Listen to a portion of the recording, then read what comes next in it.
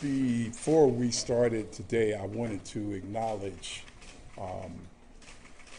Mrs. Miller, who is the husband of Rayshard Brooks. She is here today with her attorney, and after we make our presentation, she is going to make some remarks, or Mr. Stewart. We also have with us today 3 witnesses from West Memphis, Tennessee, and they are here with their lawyer, Sean Williams, and we are also going to ask Mr. Williams to address you as well.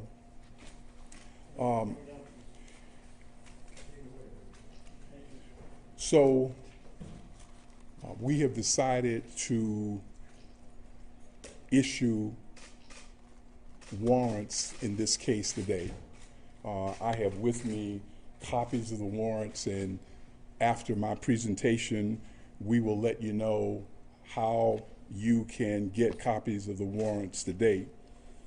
So the question is asked, why were we able to charge this case now? So I want to explain that we have already had an opportunity to speak with 3 of the witnesses in this case, and those are the 3 witnesses who were from West Memphis, Tennessee.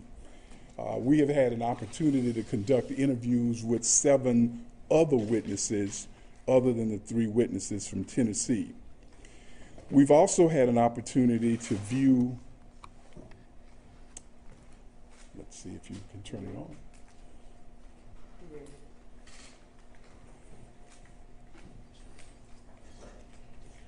Guess I just assumed that.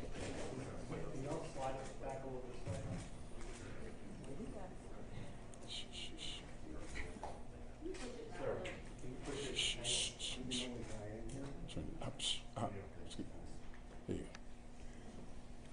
So, Tracy, that's fine, brother. So we have had an opportunity to review 8 videotapes, 2 Atlanta body cam tapes, 2 Atlanta Police Department dash cam tapes. We have also had an opportunity to review a Wendy's surveillance tape. We have also viewed 3 citizen cell phone videos. With many of the videos, we had the opportunity to enhance the videos so that we could get a better look. The other thing that we have had an opportunity to do is to view some of the physical evidence. The Chevrolet Trailblazer was a vehicle that was in the line at Wendy's on the night of this incident, and it received a shot from Officer Rolfe's gun. We've had an opportunity, along with the GBI now, to view that Trailblazer. My office has had an opportunity to inspect the crime scene. We have conducted a canvass of the area. We started our investigation at about 1:15 a.m. on Saturday morning, and we have been working on this case around the clock since that time. Go to the next slide. We have spent some time examining the taser evidence in this case. We've actually examined and possessed the 2 tasers that were used. We have also had an opportunity to examine the taser logs that are prepared as the tasers are used. And we have also consulted with a taser expert from the company that manufactures the tasers. We received a preliminary medical autopsy. We've received a preliminary ballistics report, and in reaching our conclusions today, we have worked with both the Georgia Bureau of Investigation as well as the Atlanta Police Department. This will be the 4th time that we have asked that arrest warrants are issued in a case before an indictment. This lists the other 3 cases that we were involved with where an arrest warrant was issued prior to indictment. Unfortunately, this marks the 40th prosecution of police officers for misconduct here in our county, and this is the 9th time that we've prosecuted a homicide case committed by a police officer. 8 of those cases involved black males, and 1 of those cases involved a black female. So in reaching our decision, there were some considerations that we considered important. And one of the things that we noted from our evaluation was that Mr. Brooks, on the night of this incident, was calm, he was cordial, and really displayed a cooperative nature.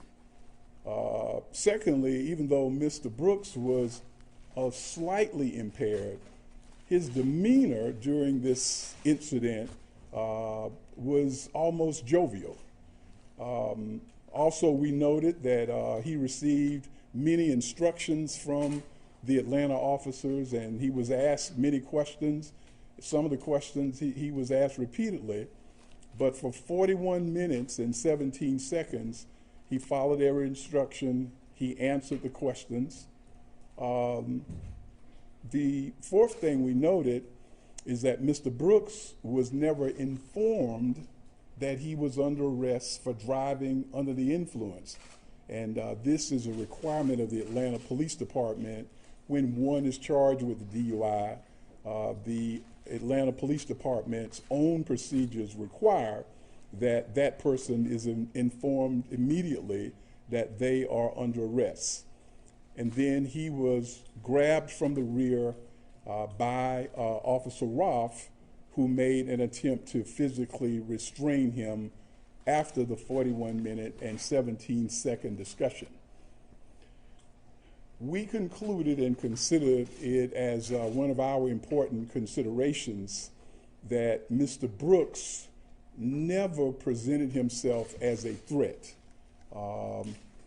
At the very beginning, he was peacefully sleeping in his car. After he was awakened by the officer, he was cooperative, and he was directed to move his car to another location. He calmly moved his car.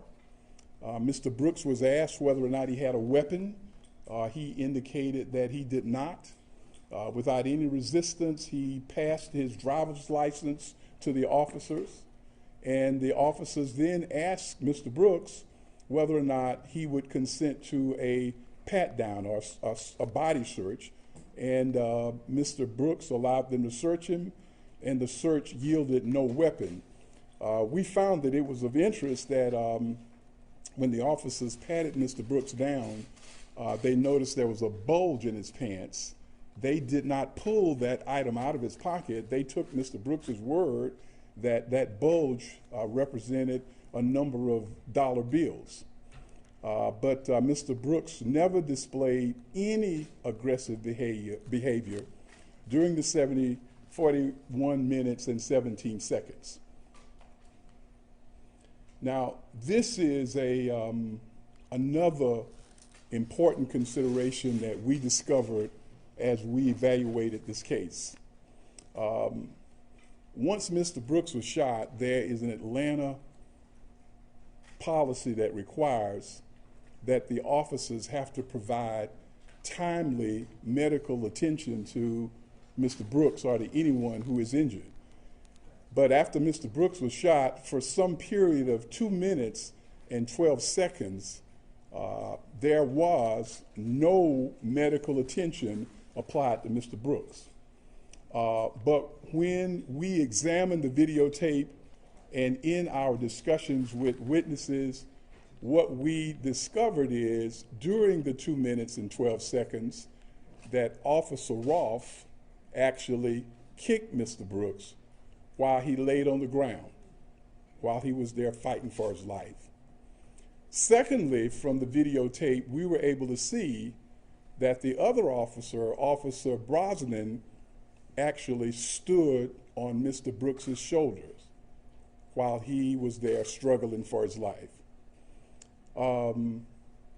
We were able to conclude that based on the way that these officers conducted themselves while Mr. Brooks was lying there, that the demeanor of the officers immediately after the shooting did not reflect any fear or danger of Mr. Brooks, but their actions really reflected other kinds of emotions. So as we are drawing our legal conclusion in this case, we were led by the two foundational cases in this matter, one being Tennessee versus Garner, and what that case points out is when an officer is pursuing a fleeing suspect, that the officer may not use deadly force to prevent escape unless the officer has probable cause to believe that the suspect poses an immediate threat of death or of serious physical injury to that officer. The next foundational case that we used in our analysis is Graham versus Connor, which says that this test is based upon that of a reasonable officer on the scene and not the individual officer, but a reasonable officer on the scene. We've concluded at the time Mr. Brooks was shot that he did not pose an immediate threat of death or serious physical injury to the officer or officers. If you would get the photograph, the taser.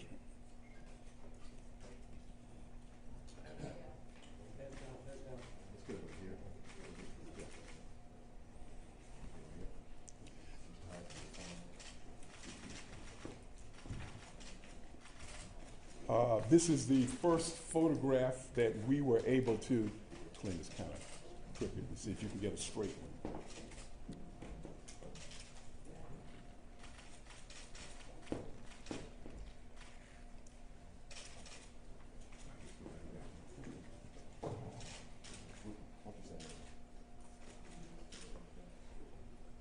What this photograph illustrates is the point that Officer Rolfe at this point was firing a taser, and this is Mr. Brooks, who was firing a taser as well, but I don't know if you can see it clearly. The prongs from the table, the taser, were actually fired above Officer Rolfe's head.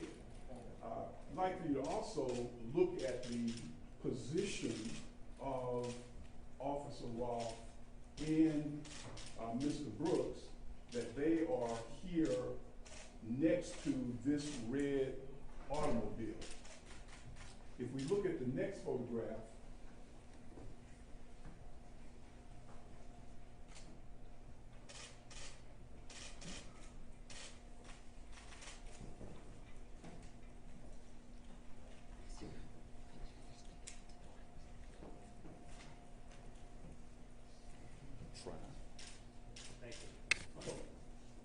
if we look at the next photograph, we'll see that the positions of both parties, they've changed.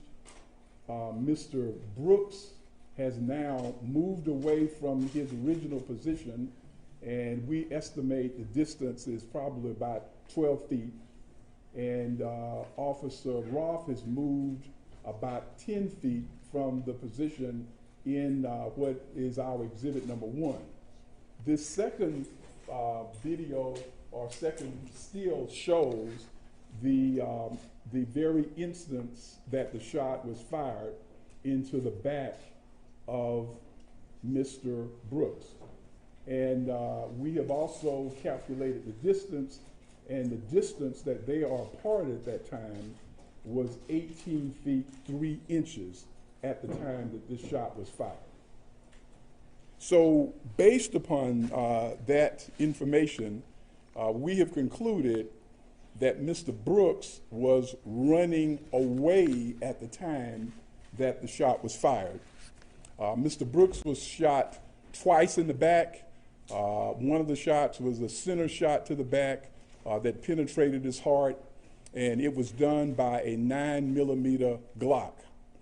Now, one of the things that we also relied upon in our conclusion is something that is called under the law, referred to as an excited utterance, and that's when someone makes an immediate statement, and because it is made without the ability to consult with counsel or to think about it, under the law, an excited utterance is considered as highly reliable. And at the time that the shot was fired, the utterance made by Officer Rolfe was, "I got him." That was the statement that was made at that time. We also noted that Officer Rolfe was firing a taser at Mr. Brooks. The City of Atlanta SOPs, in fact, prohibit officers from firing tasers at someone who is running away. So the City of Atlanta says you cannot even fire a taser at someone who's running away, so you certainly can't fire a gun, a handgun, at someone who is running away. So in addition to our findings, as many of you all already know, that the Atlanta mayor, Mayor Keisha Bottoms, and the police department concluded that Officer Rolfe's actions were excessive and in violation of APD's SOP. There's an SOP, I believe it's 4.1.1, and after their analysis that the actions were excessive, Officer Rolfe was fired. We have also concluded that Rolfe was aware that the taser in Brooks's possession, that it was fired twice. And once it's fired twice, it presented no danger to him or to any other persons. Now, we have had something quite remarkable to happen in this case, and it involves the testimony of the other officer, Devin Brosnan, because Officer Brosnan has now become a state's witness. He has decided to testify on behalf of the state in this case. What he has said to us, that is within a matter of days, he plans to make a statement regarding the culpability of Officer Rolfe, but he indicated that he is not psychologically willing to give that statement today. Officer Brosnan, however, has admitted that he was in fact standing on Mr. Brooks's body immediately after the shooting. So these are the charges that we have had filed today, signed by one of our Superior Court judges. These are the 11 charges against Officer Rolfe. The first charge is felony murder. This is the death that is as a result of an underlying felony, and in this case, the underlying felony is aggravated assault with a deadly weapon, and the possible sentences for a felony murder conviction would be life, life without parole, or the death penalty. Now, he's also charged in the arrest warrant with aggravated assault with a deadly weapon, and this is a count charging him for the shooting of Mr. Brooks, and the possible sentence for aggravated assault is 1 to 20 years.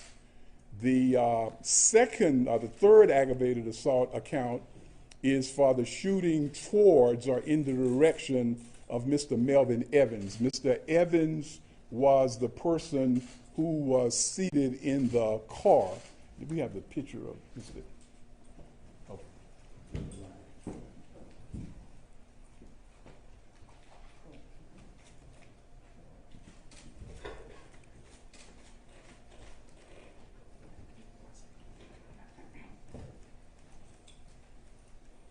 And if you would point out, this automobile is the place that Mr.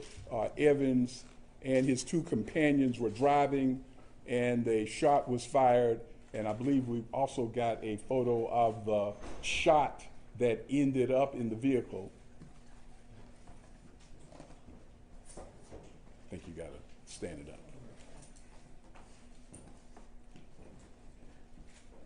And so with count 4 against Miss Officer Rolfe, it charges him with aggravated assault for firing the weapon in or in the direction of Danielle Killians, who was in the passenger side of the front seat of the car. Next slide. Count 5 is an aggravated assault charge, and this was a charge for shooting towards or in the direction of Michael Perkins. Mr. Perkins was seated in the rear of this same vehicle at that time. There's a charge for criminal damage for shooting into that vehicle. Also, Officer Rolfe is charged with 7 violations of office. Each one of those carries a 1 to 5 sentence. These are violations of his oath of office for the city of Atlanta, arresting Mr. Brooks for the DUI without immediately informing him of the arrests, shooting a taser at Mr. Brooks while he was running away, which again is a violation of Atlanta's own SOP. Thirdly, excessive force when shooting a firearm at Mr. Brooks. And number 4 is the failure to render timely medical aid. Those are the 4 violations of oath. The 8th is for kicking Mr. Brooks, and the possible sentence for kicking Mr. Brooks is from 1 to 20 years. And we actually have a photograph of the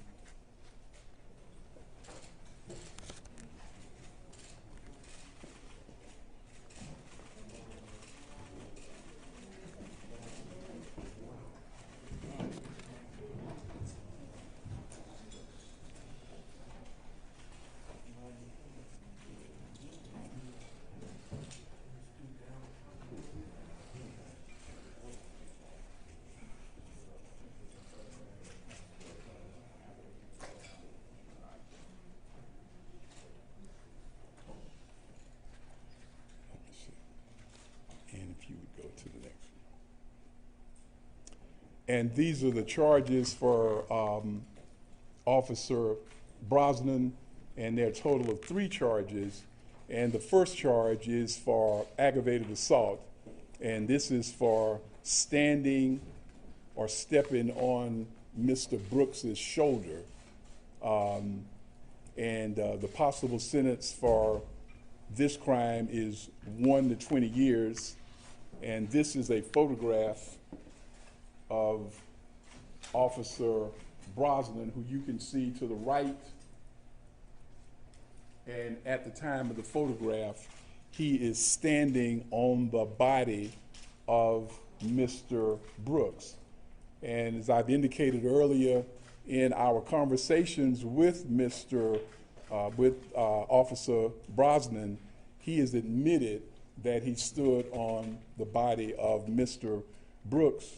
He said he believes that he was standing on Mr. Brooks's arm, but that is what the photograph shows. We've also charged him with additionally 2 violations of oath. One is for the standing on the shoulder. That is an unauthorized weaponless control technique which the city of Atlanta prohibits. And the second violation of oath was for the failure to render timely medical aid to Mr. Brooks. Let's see. So the arrest warrants have already been signed. We are asking Officer Rolfe and Officer Brosnan to surrender themselves by 6 p.m. on tomorrow. Because Officer Brosnan is now becoming a cooperating witness for the state, we are asking the court to grant a bond of $50,000 and to allow Mr. Officer Brosnan to sign that bond. As I indicated, that he would become one of the first police officers to actually indicate that he is willing to testify against someone in his own department. As for Officer Rolfe, the person who fired the 2 bullets, we're recommending no bond for Officer Rolfe. If he is given a bond, that would be done by one of our Superior Court judges. But because of the severity of his act, and then following up that act with kicking Mr. Brooks, we're asking that he not be granted a bond. I think that's it. I do want to ask Mr. Sean Williams. Mr. Williams represents Melvin Evans, who was driving the vehicle from Memphis. I have already apologized to Mr. Evans on behalf of the people of Fulton County and the city of Atlanta. He was only down here for a short while, and it's really unfortunate that he was, his vehicle was fired upon that night. Sean? Thank you, Mr. Howard. I first want to, on behalf of all 3 of my clients who not only witnessed this horrific and tragic killing of this young man, I want to offer the condolences from them to the Rayshard Brooks family, and particularly his daughter. It has been very difficult for each one of my clients because they witnessed it, and they themselves have a lot of emotion on what they saw and what they was a part of involuntarily. I want to thank Paul Howard personally and commend him.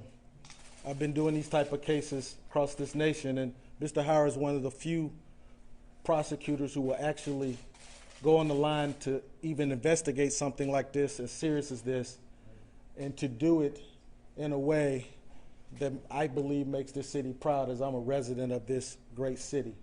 And as he said, with greatness come responsibility. The city of Atlanta is a great city, and I wanted to apologize to my clients themselves that they came from Memphis and witnessed this.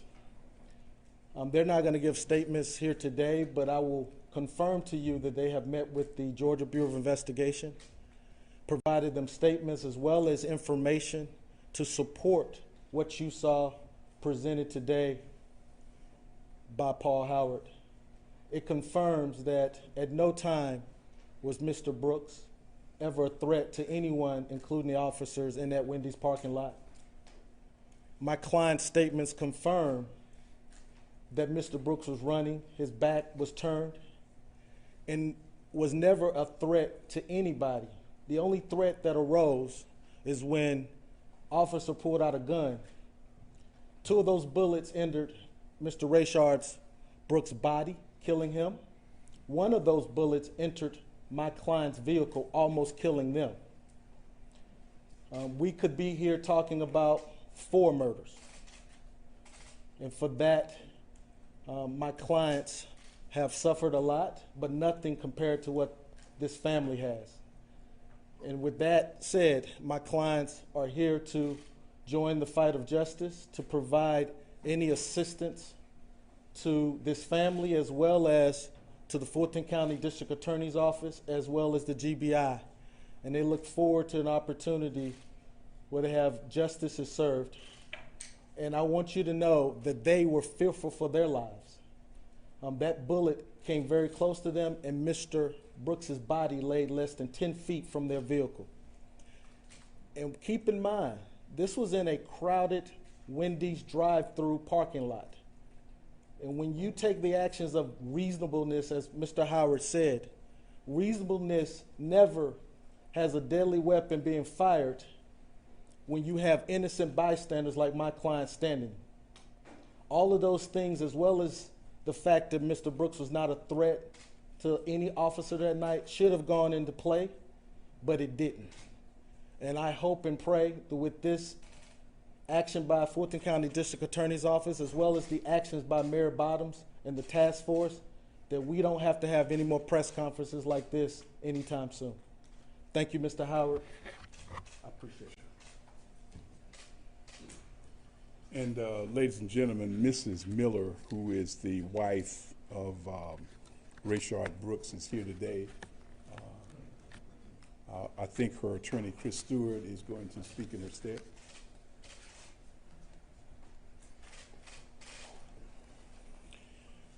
Good evening. I'm Chris Stewart with my law partner, Justin Miller. Tamika is not in a position to speak right now. She wasn't aware of all of this information, just like we weren't aware, just like I don't believe the nation was aware of all of this, that the shot happened after the deployment of the taser where he started running again, that you would kick another human being after you just put 2 bullets in his back. But even in dark times like this, you have to try and see the light. And the positivity of this situation is the courageousness of Officer Brosnan to step forward and say what happened was wrong.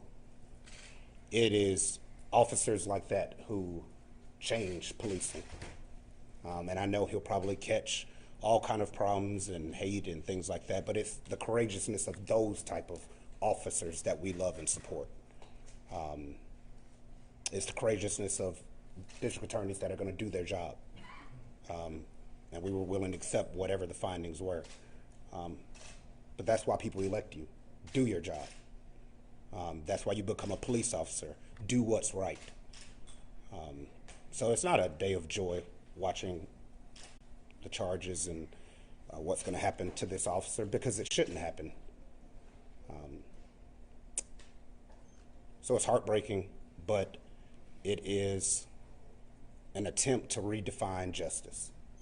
Because like I said before, we don't have any idea what it is anymore in this world.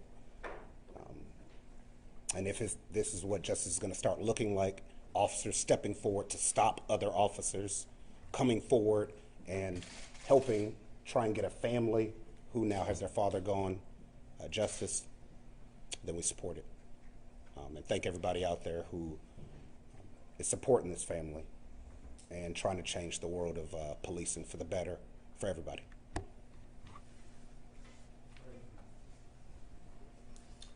All right, I am going to try to take a few questions. I promised Ms. Miller that I would get a chance to spend a little time with her before they had to leave.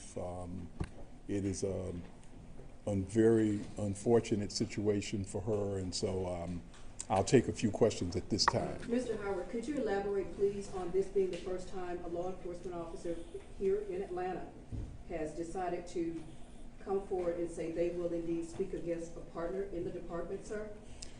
We have, as I indicated earlier, we've had about 40 of these cases that we've prosecuted, and I don't remember a circumstance where we've had an officer, particularly in a case this important, to step forward and to say that they would cooperate with the state. So we are really appreciative of Officer Brosnan. Hopefully that will mean that this matter can be resolved in a much quicker manner, but we certainly appreciate his courage in standing up and taking that step.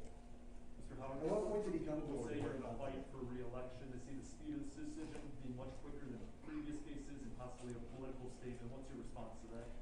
I don't think I understood your question, but if it has something to do with the election, this is what I'd say. Let's deal with Mr. Brooks today. We can deal with the elections tomorrow. Is that all right? At what point did Officer Brosnan decide to testify for or not? We spoke with him on last night, and we spoke to him again today, and sometime today he made the decision that he would serve as a cooperating witness. Howard, can you give us more information about what Officer Brosnan said about that night? Any more details about his mindset or any other details from that night? Well, he initially told us that he thought that it was the situation was well in hand and the situation was calm, but he was not an experienced DUI investigator, so that's why he called Officer Rolfe in. He has indicated to us that he was somewhat surprised that it accelerated into an actual arrest. because he thought that the situation might have been resolved before then. So when he then decided to describe what happened once the wrestling took place on the ground, you could tell he became a lot more emotional, and that's when he said to us that he needed some additional time to explain to us his feelings about the shooting that took place immediately afterwards. He did tell us that he approached the body afterwards, and he admitted that he did, in fact, as he described it, stand on the arm of Mr. Brooks. We asked why did he stand on his arm, and he said something to the effect that he really didn't know what was going on, and he was trying to ensure that Mr. Brooks did not have a weapon. And we found that kind of strange because Mr. Brooks had already displayed to them the fact that he did not have a weapon. Just to piggyback off what Joe said, there are other use of force cases in your office right now. What can you say to the families who are looking for closure too? If they see this and they're like, this is getting all the attention, what can you say to those families? Well, this is what I would say. We have been working diligently to prepare those cases, but this case has something that many of the others don't have. Number one, we've got videotape. We don't have body cams, we don't have dash cams, and so we have spent an inordinate amount of time and large sums of money trying to recreate crime scenes. We're not allowed, the police officers will not give us statements, and that's why we're very surprised, and really almost shocked that Brosnan has come forward, because in our other cases, we do not get statements to assist us from the officers involved. One of the things that I'm hoping that we will pass, not only in our state, but in the entire country, is that I think we need to change the law. I believe that prosecutors should be allowed to indict cases directly without a grand jury when they involve police shootings. And the question that you asked me, I would say to those folks that are waiting, if I had the authority to sign the indictments, I would sign them today. And I'm hoping, our legislature is in session.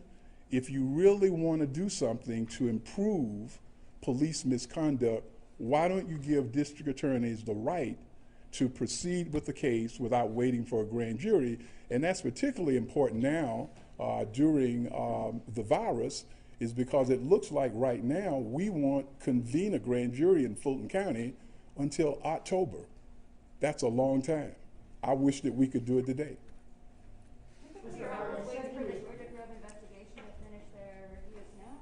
We sometimes we do and sometimes we don't. Well, we didn't need it because as we pointed out, the evidence was available. We could move forward without getting the reports from the GBI. And we've been working with the GBI. In fact, today we worked together with the automobile that we talked about. So it was a different circumstance, because once you get the videotape, and we've had 8 of them, I believe, in this case, it places the case on a different level of being investigated. Mr. Howard, you said he was not a threat to the officers. Is it the fact that he was running away, is that the key evidence there leading you to that decision, that after the struggle he was not a threat to the officers? Well, that's just one of the things. I mean, as we said before, the whole casual conversation, the fact that they patted him down, he had no weapon, even the body language between the officers and Mr. Brooks, it was very casual, very informal. Nothing seemed to happen that would indicate that he was of some danger. But you're right, at the critical point of the shooting, what the evidence shows that he was some 18 feet, 3 inches away. His back was turned, and I believe a reasonable person would conclude that he was not an immediate threat at that time. Mr. Yes, sir. Howard, what do you feel about your warrant and your indictment versus qualified immunity?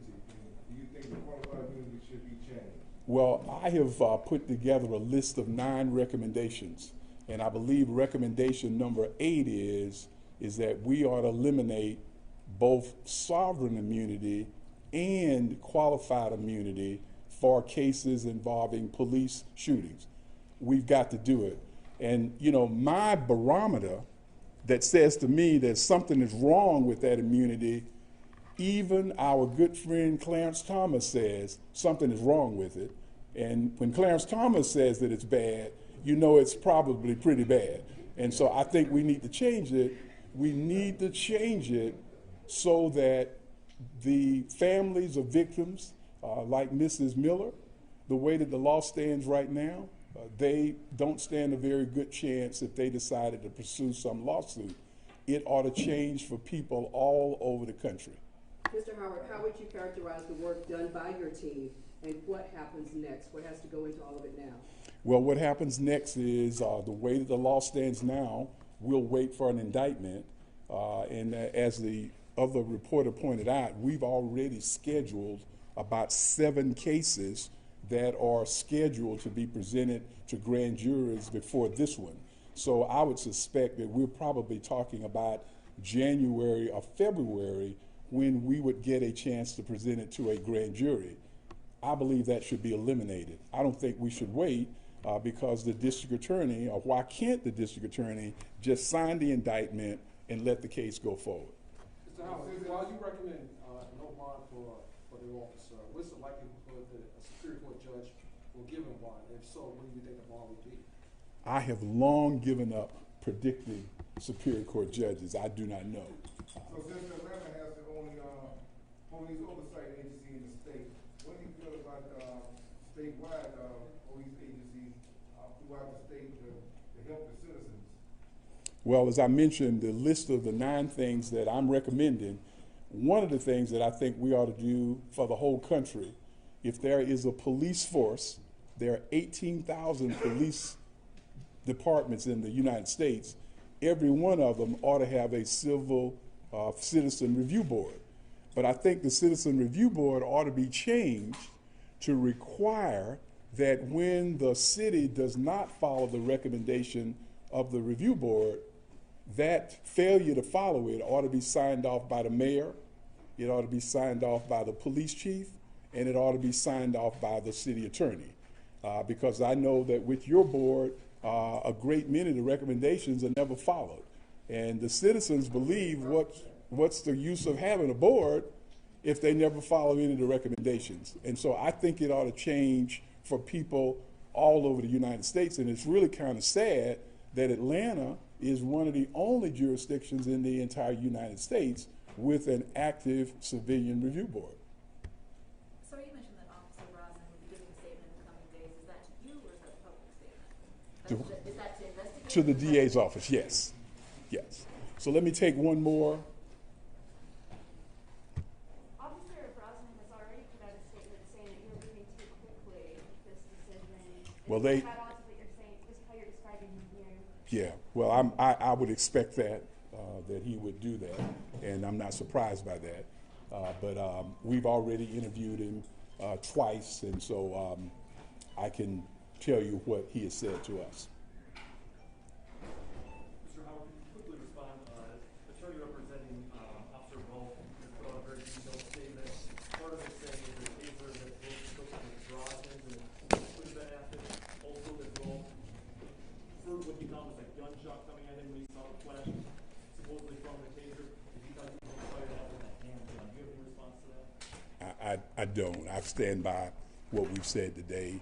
I think that is the reasonable interpretation, and I think if there is some litigation in court, I think that what we contend will be proven to be the correct view of what happened. Thank you all very much.